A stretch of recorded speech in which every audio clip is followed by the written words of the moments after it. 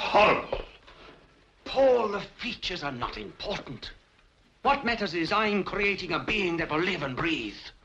Once the scars on the face heal, it won't look so bad. Victor, I appeal to you. Stop what you're doing before it's too late. But what am I doing? I'm harming nobody. Just robbing a few graves. Then what doctor or scientist doesn't?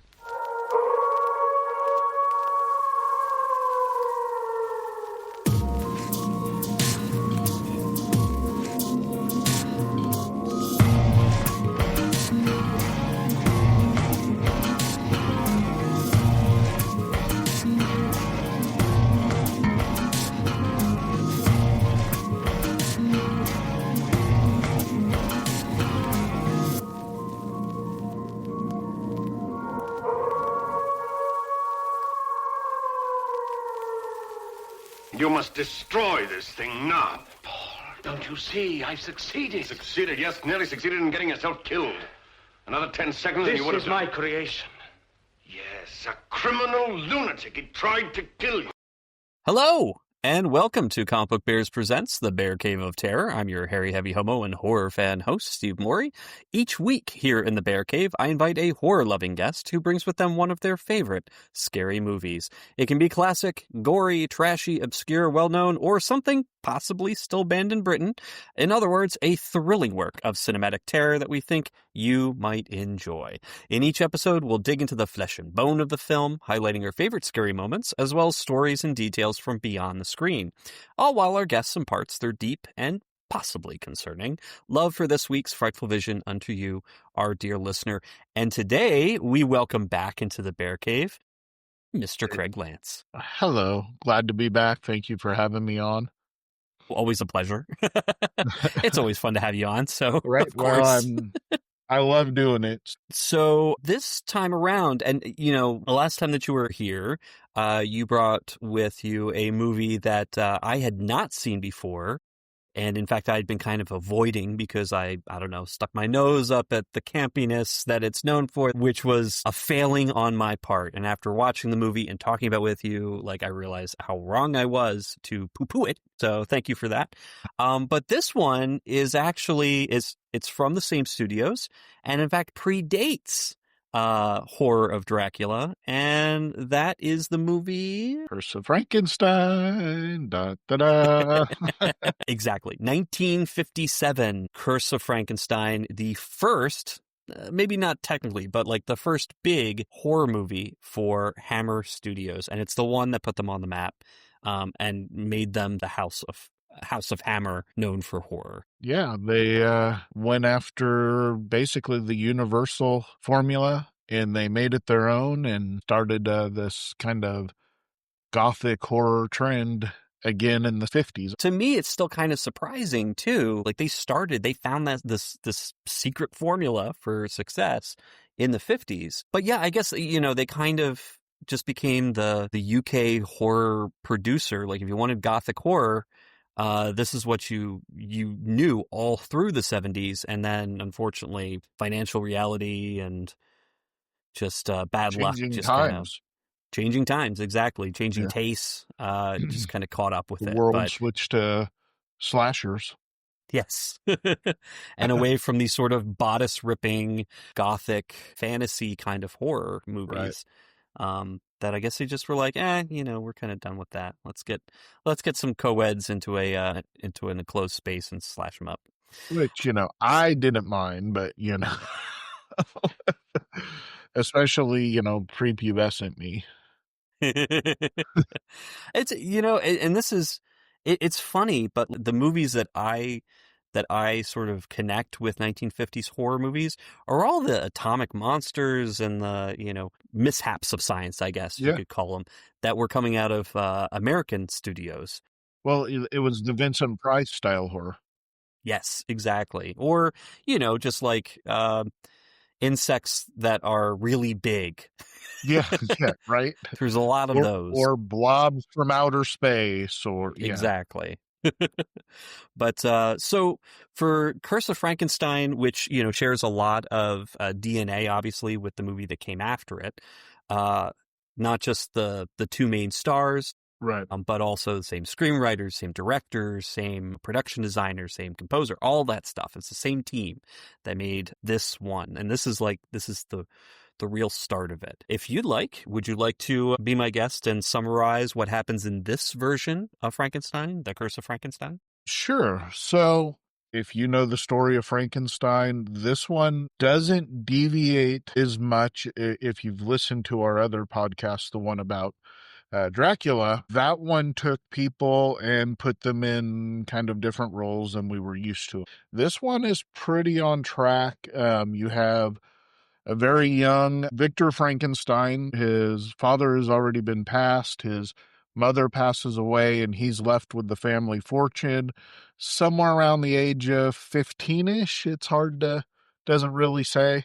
And he hires a tutor to come in and live with him to help him finish his education. Obviously, he's already more brilliant than his tutor, but, kind of the times that it was in, a teenager, even of that kind of wealth, it probably, he had to have somebody living there and helping him manage his house or household. So he goes through, finishes his education with the tutor, and they start into the Frankenstein curse of wanting to bring something back from the dead. And they do, an adorable little dog, and you never see the dog again. So Paul is his tutor that's now living with him. Victor is an adult, and Paul wants to take their findings to essentially the medical board and present them. And Victor says, no, no, no. We are going to do something much bigger than bring a dog back to life. We're going to bring a human back to life. And so he goes and digs up a body of a thief. And the first thing he observes is that his hands are grotesquely large. And so let me back up. The first thing that's observed is that the birds had already got a hold of the face of the thief and have destroyed the head. So he said, I don't need the head anyways. He chops off the head and goes and gets himself a pair of hands to put on there. And it's at this point that Paul's like, I'm not real comfortable with where we're going with this. And so Victor invites him to either continue on or to leave him the heck alone. And Paul decides to kind of be Victor's conscience. He's not going to leave, but he's going to try and prevent him from doing this in the background. Of course, Victor can't be stopped. He needs a head. He needs a brain. The last part he needs is the brain. Brings an elderly scientist into his home for a dinner, seemingly innocent, but air quotes, the guy falls from the upper banister. Not really fall so much as Victor pushes him while yelling, no, wait, stop, beware the banister. And out of the kindness of Victor's heart, he allows the scientist to be buried in his family vault. Not so that he would have access to the gentleman's brain or anything, but so that he could just be a nice guy and allow this guy to be buried in his family vault. So he goes and he removes the brain. He's in the process of removing the brain. Of course, Paul's on to what's going on, shows up and tries to stop him. They get into a minor altercation, which damages the brain. Well, Victor, in his arrogance, believes he can fix the brain, puts it in the body, and as things happen, Paul continues on trying to stop him through the whole thing. Victor continues on his path of he's gonna do this no matter what. Of course, the monster turns out to be uncontrollable and savage. Paul shoots him through the eye, damaging the brain further. Victor and Paul bury the monster. Of course, Victor won't let it be dead. He goes back and digs up the body again, takes it back to his house, and locks him in the room. ends up feeding his maid to the monster. His cousin Elizabeth finds the monster, and it ends up with the monster has Elizabeth. There's a big shootout with Victor accidentally shooting her, shoots the monster, and you know the rest of the story.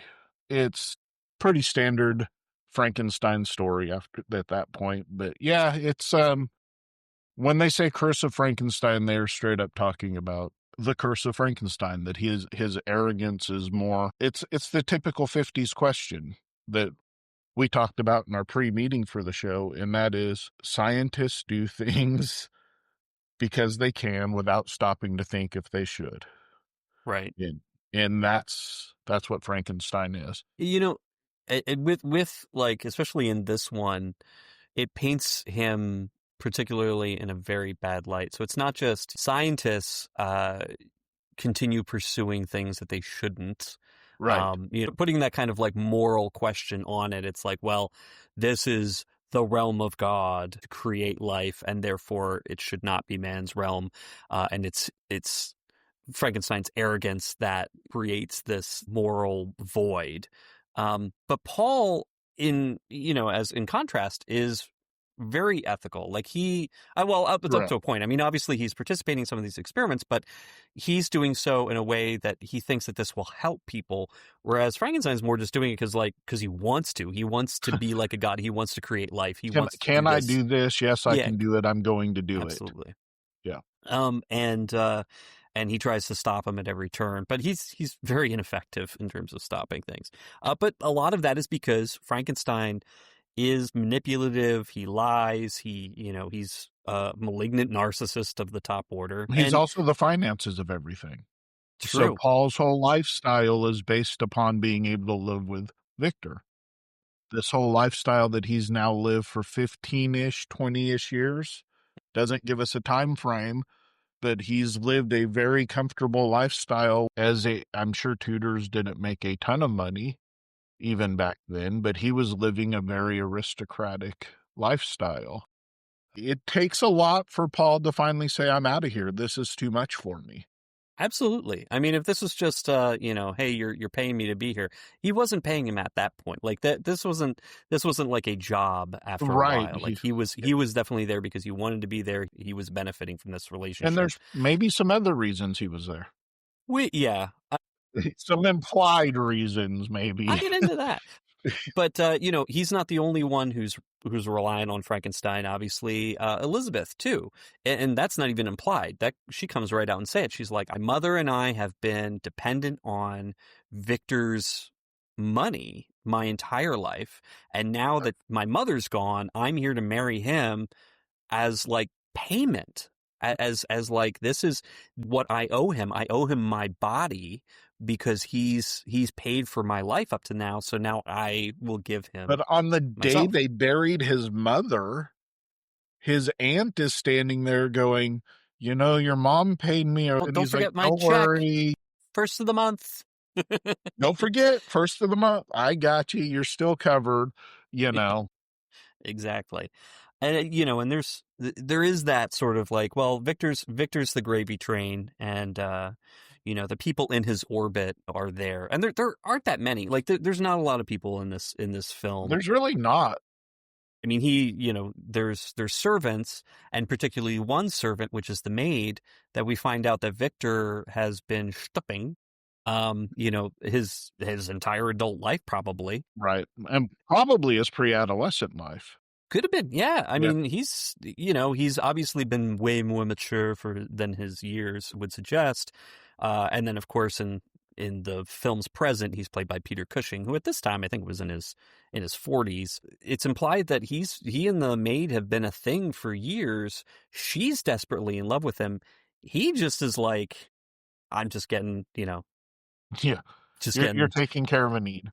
Yeah, just getting what I want from you, which becomes very apparent later on in the movie when she confronts him and she's like, I just found out that you're agreeing to marry Elizabeth. And he's like, yeah, of course. Like, what do you think, I was going to marry you? And she's like, but you told me. And he's like, stupid. He counts on her being so angry at him that she would find some kind of blackmail to get back at him in this. So he's counting on it. He knows that she's going to be snooping around looking for something that she can use against him.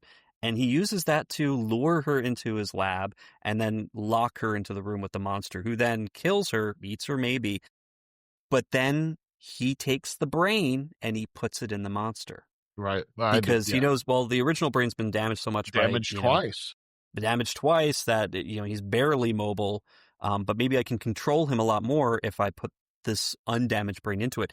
And it's interesting because the monster after that point is timid, is afraid, is very defensive. Whereas before it was just sort of like this wild, like, I'm going to smash my way through. And maybe a little bit jealous also. Well, that's why, in those final moments, he goes straight for Elizabeth, or should I say she goes straight for Elizabeth, right? Because this is the woman that, got in the way of her relationship with Victor. Although I think probably by that point she realized that Victor never really loved anybody other than himself. And, she was just going to take this token away from him before, of course, he took out the hostage before taking out the hostage taker. Spoiler for the rest of the series, because there's, I think, 5 Frankenstein movies that they did. Victor never gets a better, his character is never better. It continues to decline throughout the movies. And that's the curse. I mean, the curse and the true monster in Frankenstein, and that's, what Mary Shelley's book was originally. The true monster is the man himself. It's not this creature who didn't ask to be alive and is just, struggling to make sense of this reality where, right. It's very much a father-son relationship, right? A twisted relationship, that you have the son that didn't ask to be born, and you have the father that's abusive. And it's, and just kind of talking about how this creature and how Victor and everybody are presented, a lot of that comes down to the writing. And this was written by Jimmy Sangster, who wasn't a screenwriter when he was asked to create the script for this. When being interviewed about it later, he actually didn't think that he had ever read Mary Shelley's Frankenstein, but he had seen a lot of the movies, and so he kind of knew what the story was supposed to be. Which a lot of movies at that time was pretty much the 2 Universal or 3 Universal movies. Or 5 or 6 or 7, because, Frankenstein's monster appeared in multiple. Son of Frankenstein, Abbott and Costello meet Frankenstein's, exactly. All sorts of stuff. So, right. But that was kind of the his 2 main ones being Bride and Frankenstein. Absolutely. But when they had originally looked at adapting Frankenstein for Hammer Studios, the original script was way too close. Like, it was actionably too close to the Universal one. So that's why they gave to Jimmy in the first place, I think, to say, like, hey, you've never read it, so maybe you'll come up with something different. Well, but then you take it and you move it from Eastern Europe and you put it in Switzerland, it's all better. Yeah. Exactly. Which is interesting because, Frankenstein was written in Switzerland, so maybe... Well, and that's something to talk about, too, because it's really not in a castle like you think of Frankenstein. It's more of just in a aristocrat's house, which isn't necessarily a castle. It feels more of a mansion than it does of a castle. And the lab is in the attic, and it's not a dungeony type lab like you think of. It does have some aspects where, like, the room that he locks the monster in and stuff like that. The giant vat of acid. Yeah, I mean, there's things. The cistern of acid. Yeah. It's like a built-in... Everybody should have that. If you're going to build creatures out of other people, you have to have a vat of acid to put them in if you can't control them. Exactly. Or if the hands or the head are kind of gross. And that was, sadly, reading about the history, that was one practical effect that they did, but it just never was shown. And apparently they've never been able to find that footage. So I don't think it's been restored, where the original head of the body that he digs up, that's been damaged by the birds, he takes that and he puts it in the vat of acid. Now, in the film, you see it just kind of drop in. He just drops it in there. Yeah, they don't ever show you the head, right? But originally, that was part of the effect. It was going to show the face melting off of the skeleton, and they built this.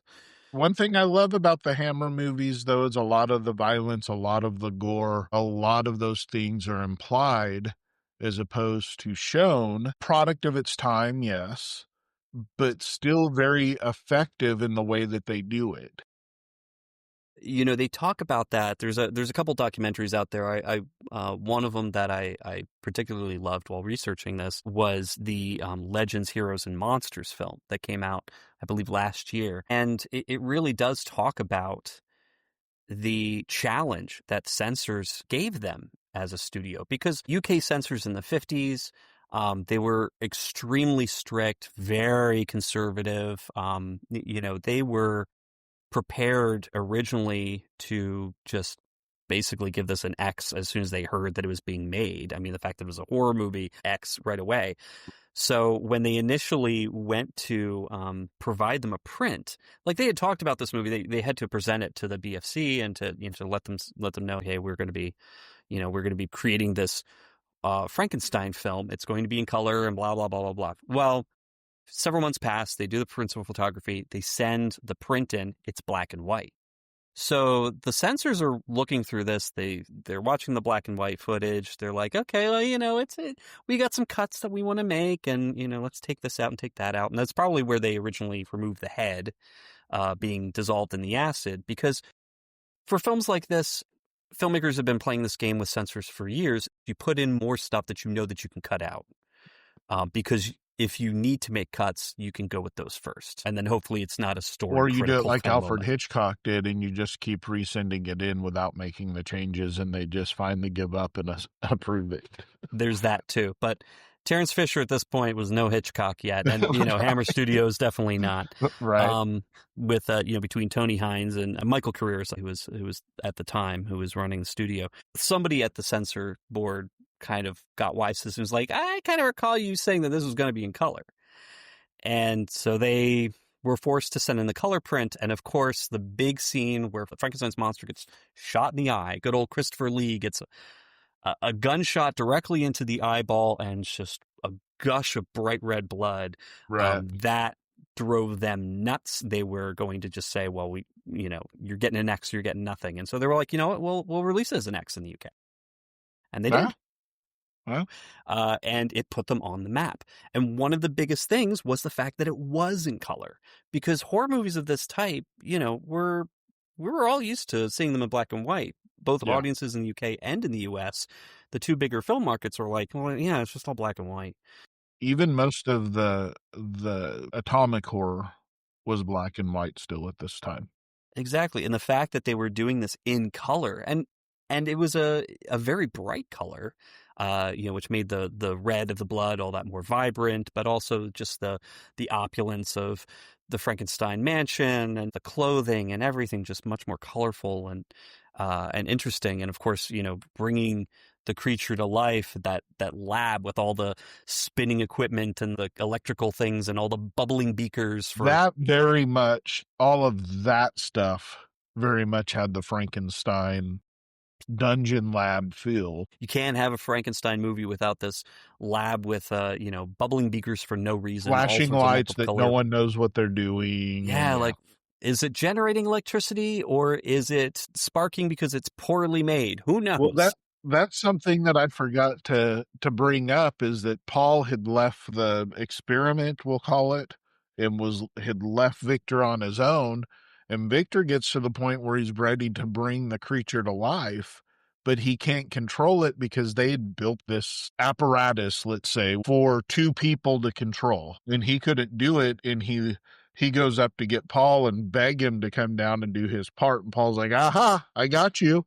This is the part where I refuse to help. Well, it was too late. The creature had already come to life. Exactly. And not only come to life, but had in a beautiful scene. This is actually one of the famous scenes from this movie. His face is entirely covered in bandages, and he's standing there, and he just grabs the side of the bandages and pulls it aside. And there is Christopher Lee in that very distinctive creature makeup that is nothing like the previous ones by Lon Chaney, Bela Lugosi, like that Lon Chaney sort of template was what a lot of people knew Frankenstein's creature to look like. Right. This was very different. Phil Leakey and Christopher Lee came up with this design together.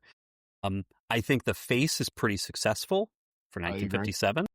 The neck looks like somebody just kind of put some, somebody's a little ashy. It was weird. It's kind of like they got down past the face and they're like, close enough, let's roll.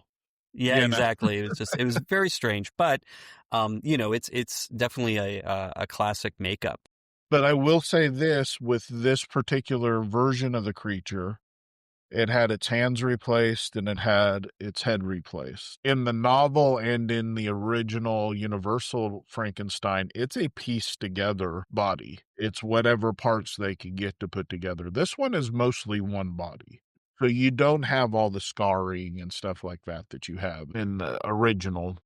And I think it makes it a much more simple makeup, because you only have to worry about the scars on the wrists, right, and then around the neck for the head, and then just like whatever you do for the face. It also allows Christopher Lee, who's a great actor, to be able to, without any lines, to portray this creature because he doesn't have so much makeup on. There's a joke about that that's told by Peter Cushing in an interview where he and Lee were discussing the script, and Christopher Lee's complaining, "Oh man, I don't have any lines." And Peter Cushing looks at him and, "You're lucky. I've read the script." Just because the dialogue was so poor. I mean, Jimmy Sangster, at the time, he was not a screenwriter by profession. Right. And Peter Cushing is very famous for rewriting all of his dialogue in this movie, or as much as he possibly could, to make it his own, of course. Actors a lot of times will do little things usually to kind of make it closer to the character they're playing. Well, in this case, Peter Cushing was like, I don't like any of this dialogue. I'm going to write my own. And it worked. Yeah. Oh, it's great. He's so vicious and sly and slimy, and it's just so well written. I love it. I love his dialogue, especially because 100% who this person is.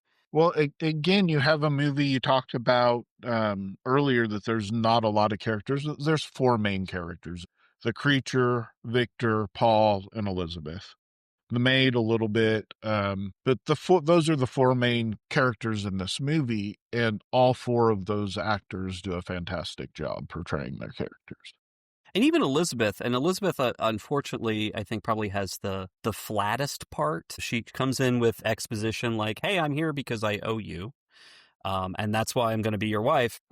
It gave she being there gave Paul a reason to stick around a little bit longer. She's very much a plot device in this movie, more so than a character. And this is where I'm going to say Paul sticking around for Elizabeth, I think, was more of an acceptable excuse to stick around, because he's ostensibly protecting her from Victor's perverted proclivities of trying to bring the dead back to life. Personally, when I was watching this, I was struck very quickly that the relationship between Paul and Victor is a little bit more intense and intimate than I would expect for a general like tutor and student, mentor and mentee. And eventually, the idea is that they become friends. Paul stuck around for Victor because, they were now on the same level. They were colleagues. They were, doing these experiments together. If you watch this movie with the understanding that Paul is deeply in love with Victor, it makes so much of his motivation for staying there, for going beyond what any sane person would do in trying to protect him and guide him and stop him from doing these things, to stick around longer, way longer than he would have if this were just an employee, or even just like a family member. Like, this is more than that. This is somebody who is deeply in love with Victor. It's unrequited, most likely. Although, who knows? Victor might be, because he's a very unemotional person.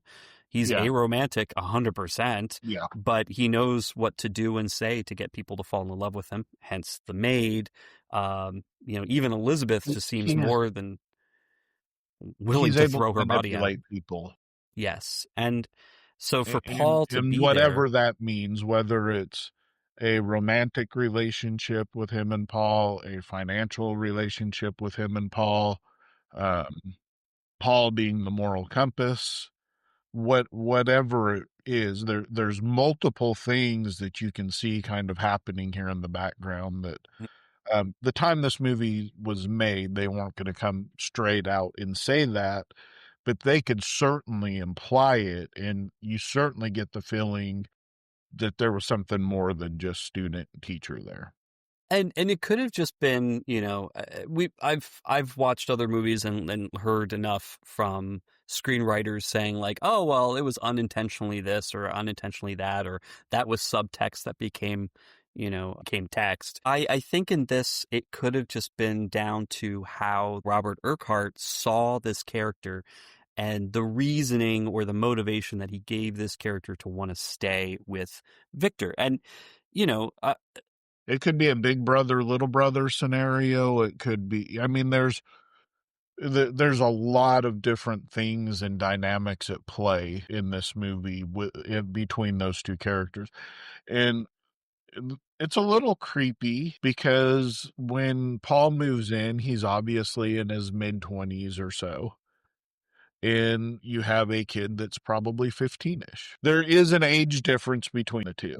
As the movie goes on, they do age also. I mean, it while the movie, and 2 hours long or an hour and 45 minutes, whatever it is, the time frame in the movie seems to be this creature isn't built in a couple of days.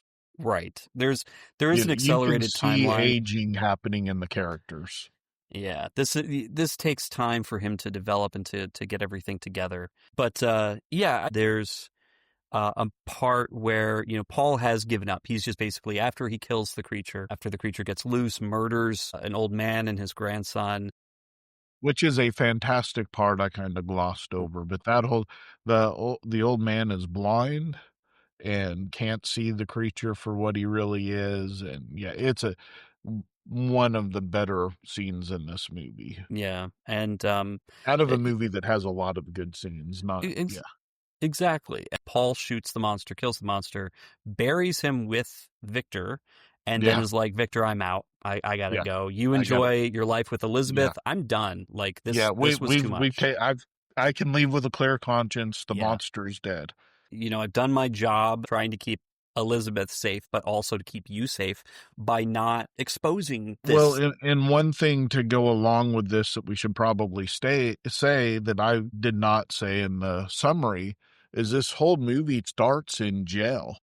Yeah. And Victor's in jail, and he's trying to get the guards or the psychiatrist or priest, whoever. Yeah, there was a priest who was visiting. To listen to him. The whole thing implies that the creature is still alive. And the creature's body was definitely never found. Like that, right? And the implication is he needs to get out so he can go help find this creature and stop it, or recover the body and rebuild it, or But he's working again. He's manipulating and working and trying to get out so he can go recover this body. Yeah, because ostensibly he is in prison for the murder of the maid and for shooting Elizabeth. But that's it. So he's not there because he robbed some graves, murdered the professor. That's not part of why he's in prison and off to be executed by the guillotine. So another thing that came up to mind when I was watching this, and I'm sure at the time that it was written, probably played into Mary Shelley's version, was the Burke and Hare murders in Scotland. Probably the first famous early serial killers that killed people to sell to the medical world so that they would have fresh bodies to work on. And when they're digging up the body, it very much had that Burke and Hare feel to it. Like, in the middle of the night, they're out there, the only thing they weren't doing was they were digging up fresh bodies. They weren't killing them so that they were fresh. Except obviously in the case of the professor, where it's like, well, right. I murdered him. I had him buried in my family crypt, so I know exactly where he is so I can remove the brain.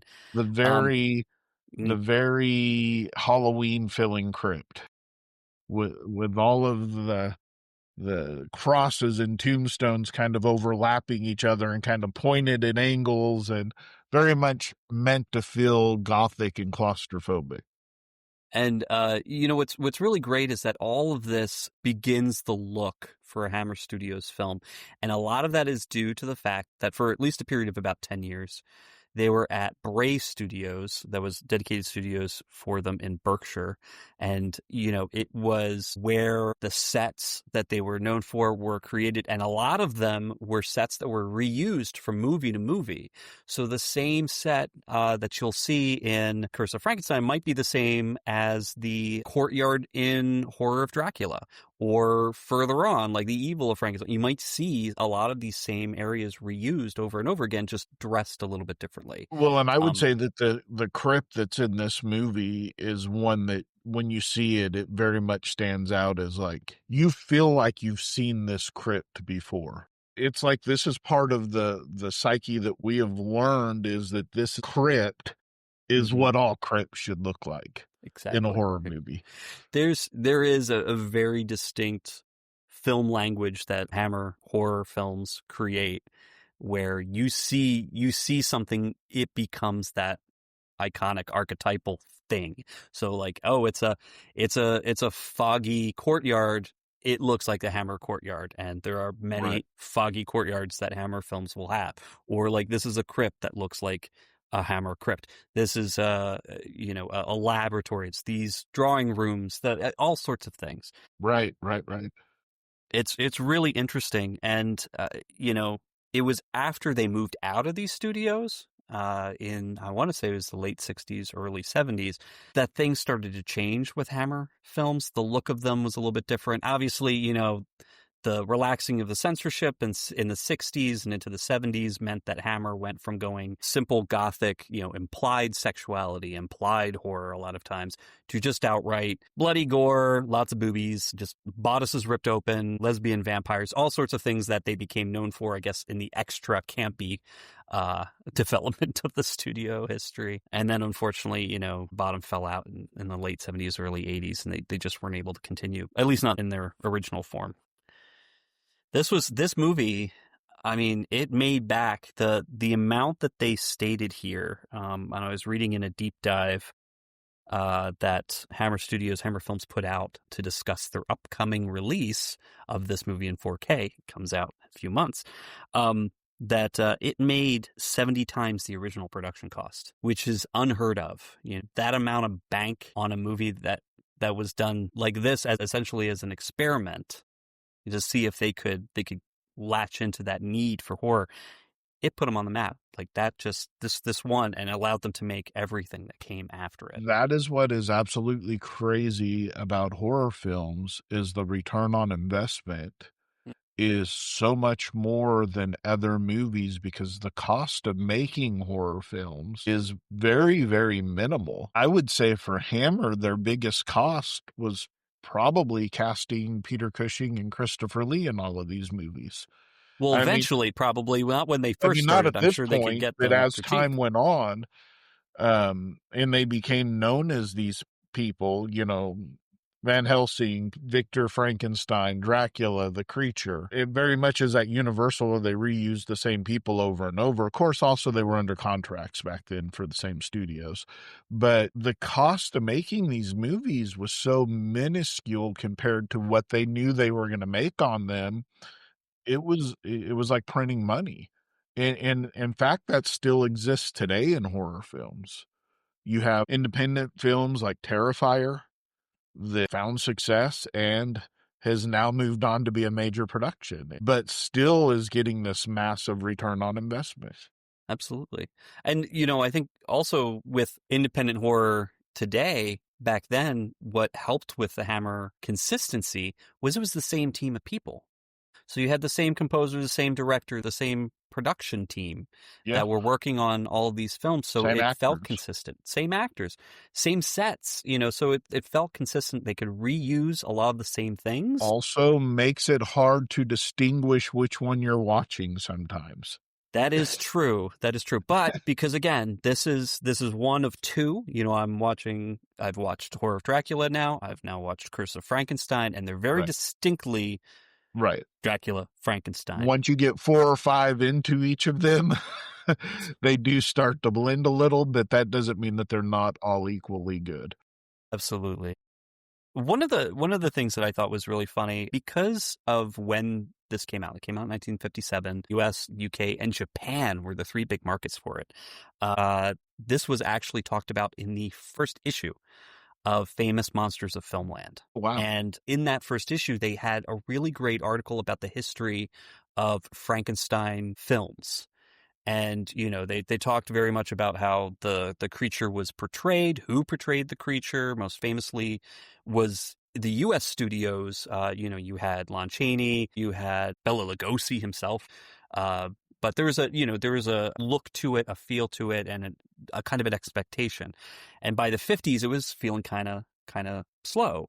But one thing I did not know, and then I learned from this, was that in 1957, the actual first color version of Frankenstein was American. There was an 1-hour filmed television film of the retelling of Frankenstein, and that was actually broadcast in color. Not many people saw it in color because it was 1957. They didn't have a lot of color televisions everywhere yet in the U.S., but it was a color broadcast. So when Hammer Studios came out later in 1957 with the color film version of it, people, I think, in the United States especially, were primed for it. They had just seen a really cool televised version of this, and now they got to see a new version on the big screen, and that was a big deal. But with the censorship, especially with that eye scene being shot in the eye, James Warren actually says, one of the editors on this piece, stated that depending on which country you were in, you saw different eyes of the monster face. 2 eyes in the United States, 1 eye in the UK because they got their X rating, and then there were 4 eyes in Japan because it was shown in 3D. So you had 1 eye. He was shot in 1 eye, and where in the US they did not show him without that eye. But his write-up, the final write-up here about it, is, I don't know if it's a good thing or a bad thing. It's kind of an interesting take on the creature, but the camera dwelt in gory detail and intimate close-up on the creation, organ by organ and blood transfusion by blood transfusion of the monster who, once fashioned and brought to life, proved to be an ungainly monstrosity with a minimum of flesh on his bones and a way of walking that might have been inspired by watching Jerry Lewis. That was an American fan's impression. That's interesting. Yeah. Because it really doesn't show all of that. But because of the implied science behind it, people remember things that they didn't see. Because you don't see an organ by organ building of this creature. As you said, he's almost fully there, except for his hands, his head, and his brain. The eyes. And the eyes, that's right. Because he does go collect eyes. Yeah. It's not the Robert De Niro version of Frankenstein's monster, where he's just all scarred up and built in. It's not that, but people imagine things when they're watching these things because it's implied. And it's the 50s. I mean, what they'd seen up to this point was very much the Universal style, which was, a lot of it was censored, black and white. They hadn't seen this really in color until the color broadcast on US TV. And at that point, I'm sure the TV version was very tame. I think this film, it's really interesting. And it's also interesting seeing it now, especially because we've had, there's been so many Frankenstein versions before this, so many Frankenstein versions after this. And this year, in 2025, we're getting Guillermo del Toro's version of the story. That's highly anticipated. I'm excited. Yeah. I guess that bears the question: what's your favorite version of Frankenstein? Oh, that is hard. If you had to choose.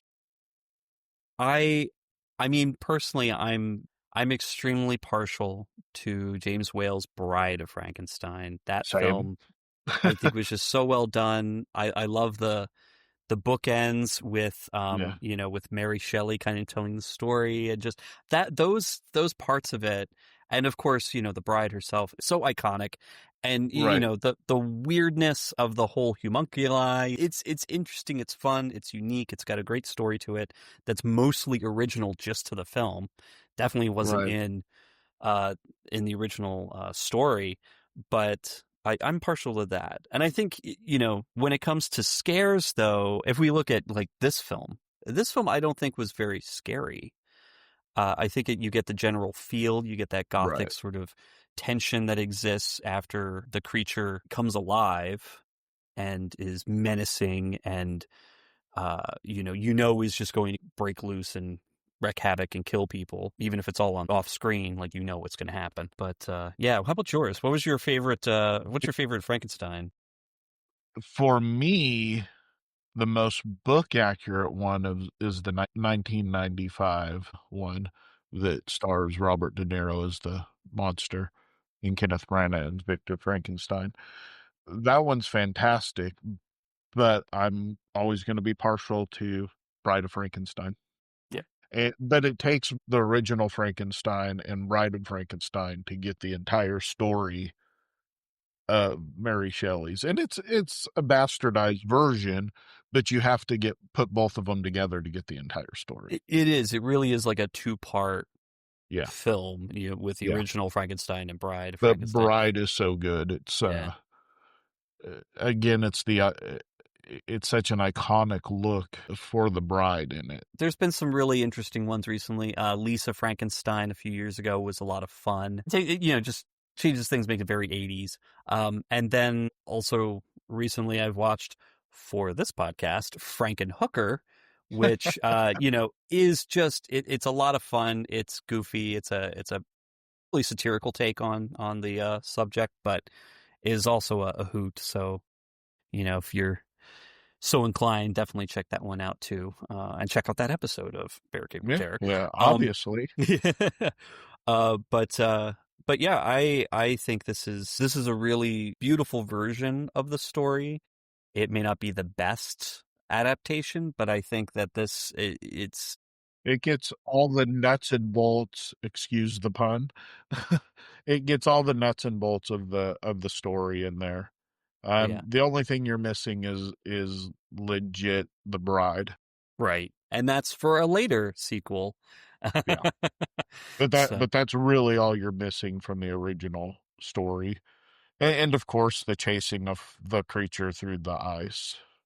Right. And also there's no townspeople in this one that are, going after to take revenge on Victor or the creature. So because it's a very intimate story. Right. But you end up, like I said, I think there's 5 movies. Some of that happens in other versions. But this is the first one. This is the one that starts it all, not just for the Frankenstein series out of the UK, but also Hammer horror movies. And I think it deserves at least a golf clap for bringing us Hammer films. Absolutely.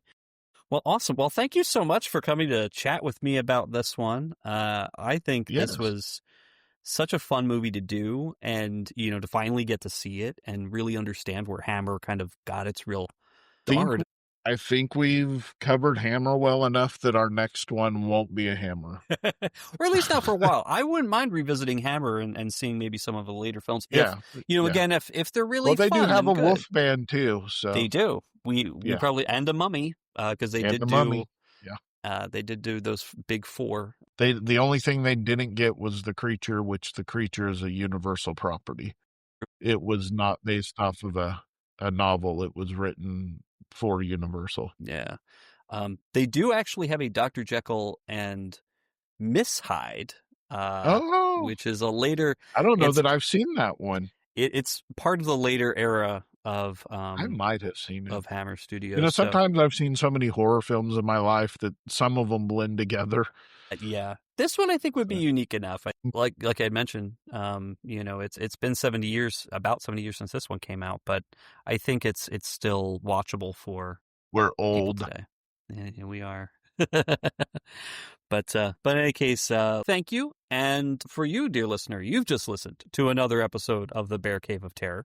And if you haven't seen Hammer Studios' The Curse of Frankenstein from 1957, or after listening to us are struck with an irresistible compulsion to watch it again, it is streaming for free on Plex, as well as Fandango at Home, if you know what that is. And it's also available digitally and on physical media, especially because there is a brand new collector's edition 4K release coming out October 13th of 2025 from Hammer Films themselves. It is pricey though. I think it's like $80, 60 something pounds, but it's got everything. It's huge. It is a beautiful set. So check it out if you're so inclined. But Craig, if listeners would like to get in touch, how would they do that? Easiest way to find me is find me on Facebook. I did get a couple of friend requests after our last one, so feel free to find me or just look me up, Craig Lantz, on Facebook, and you'll find me. Awesome. Just look for this beautiful face. And that's the easiest way. It's about the only social media that I'm active on, so. But hey, if you would also be so inclined, you can follow the Bear Cave of Terror on Blue Sky at Bear Cave of Terror, or at Instagram at Bear Cave of Terror, or you can send an email to bearcaveofterror@gmail.com. I see. So, I see a pretty pattern consistent. there. Yeah. Easy to remember. Yeah. And as always, a list of sources, if you'd like to read up on articles or watch documentary follow-up yourself, will be available in the show notes. And if you'd like to learn a little bit more about Curse of Frankenstein, there's plenty of resources out there that I haven't even mentioned yet. So, but in any case, good night. And remember, stop using damaged brains when building your creature. It just never ends well. Good night, everyone.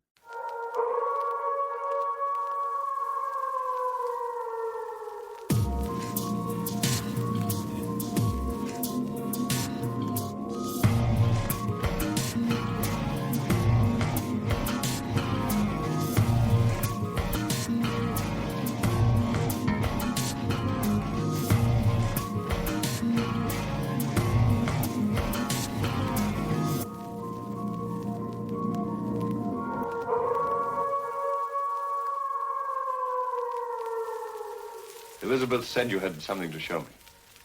Yes. Yes, Paul, I have. I've started on brain surgery